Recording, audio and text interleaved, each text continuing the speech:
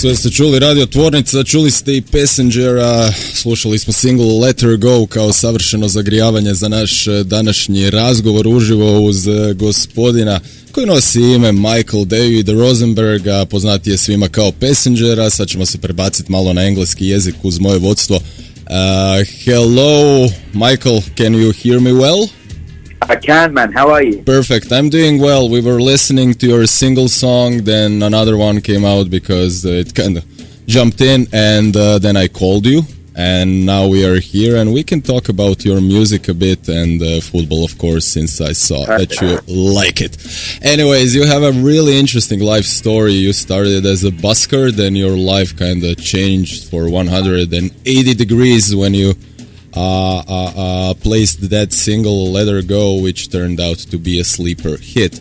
Just for everyone who is listening to this right now for the first time, they don't know, Let Her Go is a huge sleeper hit, almost 4.5 billion views on YouTube. It's the 24th most viewed video on YouTube of all time. You probably never even realized that will happen in your life, but it did happen. I suppose that you're really grateful because you had like a tough and a slow start, but everything changed for you around 10 years ago. So can you tell me, how does it feel to be, a player, singer on the street, singer-songwriter, and then again you're a star in a way? Yeah, it's mad. It's crazy. If I think back to that time, I dropped out of school without any qualifications. Mm-hmm. I just knew that I wanted to do music. I wanted to write songs. I wanted to play songs for people. And so, I ended up playing on the street. And for 5 or 6 years, I traveled around the world, playing on street corners, playing in pubs, doing whatever. And, when you do that for a living, you don't think that it's possible to have a song that would end up getting on the radio, would end up going around the world and meaning so much to so many people. Mm-hmm. It's absolutely crazy, and it doesn't happen very often. Usually on the radio, it's Taylor Swift, it's Ed Sheeran, it's Justin Bieber, it's these big sort of pop acts. Mm-hmm. So it really doesn't happen to people like me very often, and I feel very, very lucky. Yeah, that makes it even more unique.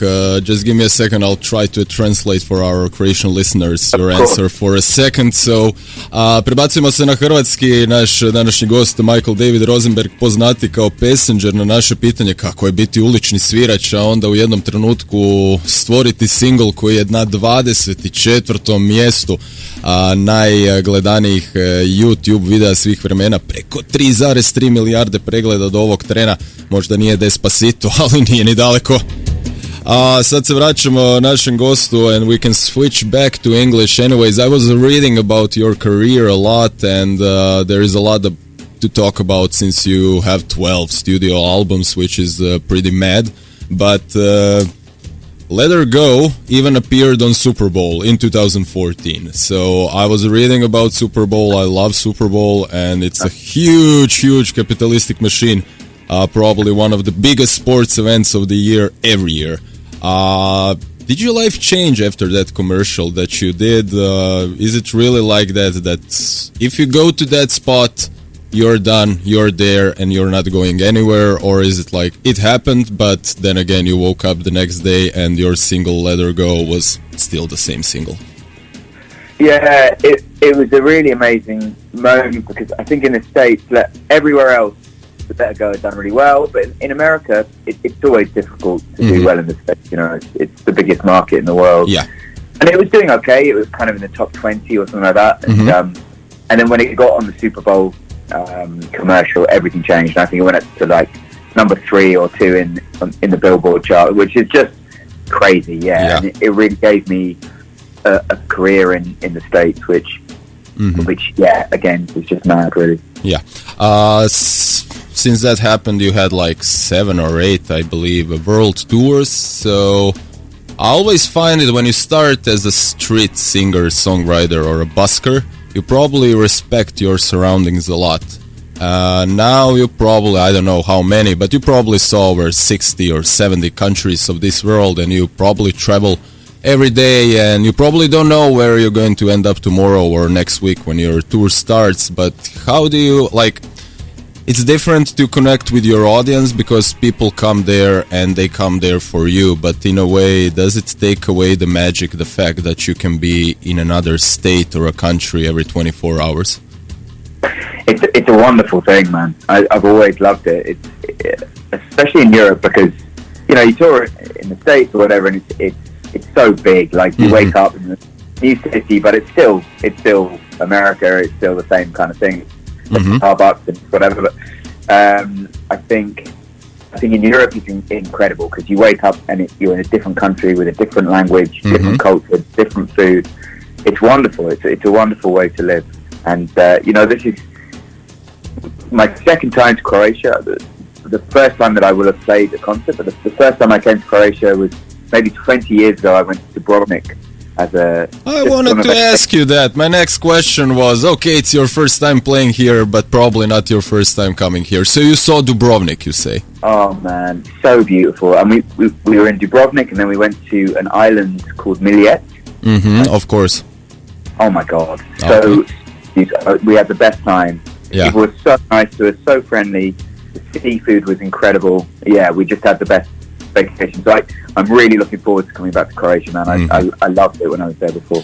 Evo, mogli ste čuti i pretpostaviti naš današnji sugovornik Passenger ili ti gospodin Michael Rosenberg je prvi puta s nama 11. travnja u Tvornici kulture, svirački, ali kao turist je već bio u Hrvatskoj, posjetio je Dubrovnik prije 20 godina i kaže da je apsolutno oduševljen.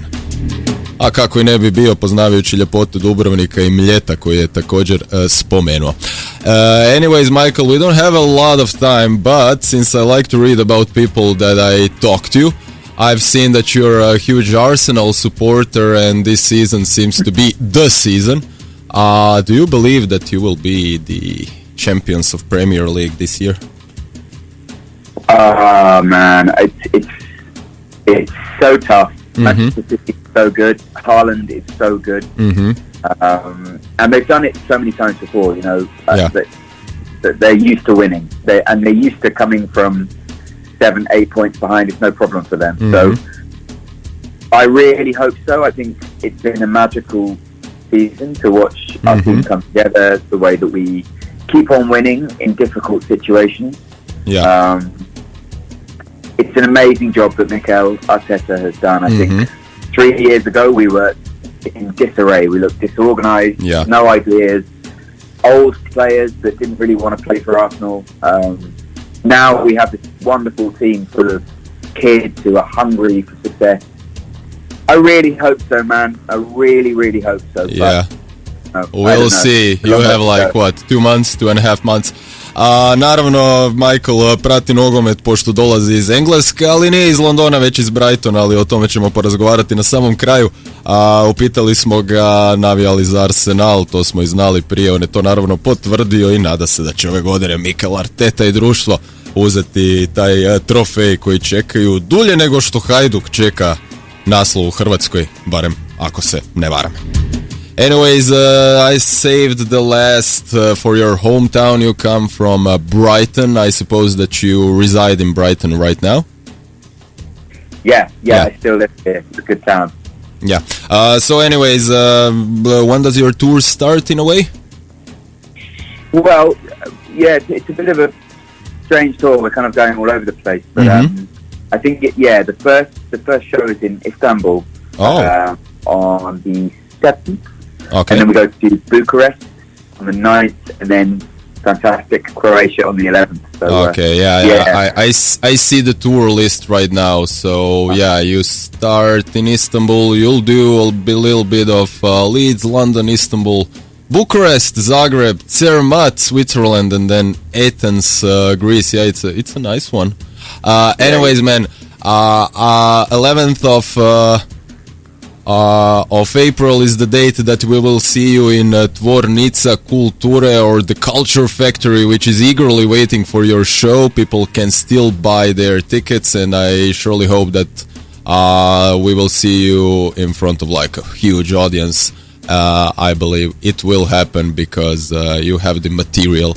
Anyways, as we were talking in the beginning, can you just do one shout out for our radio station, which is called the factory radio or radio Tvornica, which one is easier to you to stay, and a generic one, so we can use it.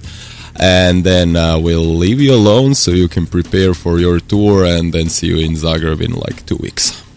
Thanks, man. It's been a real pleasure talking to you. Thank you for your time. Yeah. Okay. Hey guys, this is Passenger. You're listening to Factory Radio. Thank you. And one generic one. My name is Passenger. You're listening to best music in the world, or something like that, whatever comes to your mind.